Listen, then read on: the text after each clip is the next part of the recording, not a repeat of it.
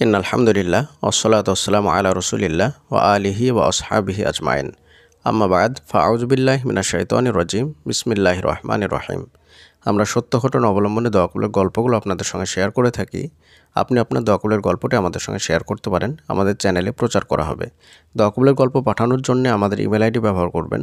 আমাদের email ID হলো khalidhasan6695@gmail.com। এটা আমরা স্ক্রিনেও লিখে দিচ্ছি। আজকে আমি আপনাদের সঙ্গে খুব ছোট্ট এবং খুব সুন্দর একটি দোয়া কবুলের গল্প শেয়ার করব।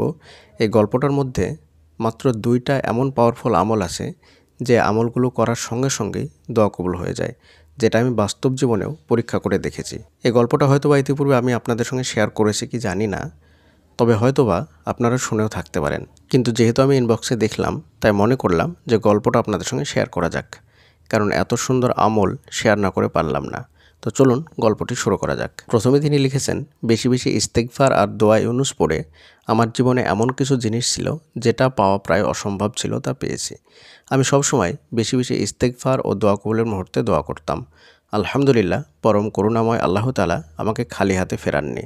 আমার যখনই কোনো সমস্যা বা প্রয়োজন আসে আর আমি বুঝতে পারি আল্লাহ ছাড়া কেউ আমাকে সাহায্য করতে পারবেন না, তখনই শুরু হয় আমার দোয়া ইউনুস পড়া। এই দোয়ার ওসিলায় আলহামদুলিল্লাহ আল্লাহ সুবহানাহু ওয়া তাআলা আমার অসম্ভব চাওয়া পূরণ করে দেন। আলহামদুলিল্লাহ, সত্যি বলছি, দোয়া ইউনুস এমন এক পাওয়ারফুল আমল, যে কোনো বিপদে পড়ে, যে কোনো সমস্যায় পড়ে যদি আপনি আল্লাহর কাছে এই দোয়া ইউনুস পড়ে দোয়া করেন, তাহলে আল্লাহ তাআলা অবশ্যই আপনাকে কোনো না কোনো রাস্তা বের করে দেবেন এবং যেভাবেই হোক আপনার সেই দোয়াটাকে কবুল করে নেবেন।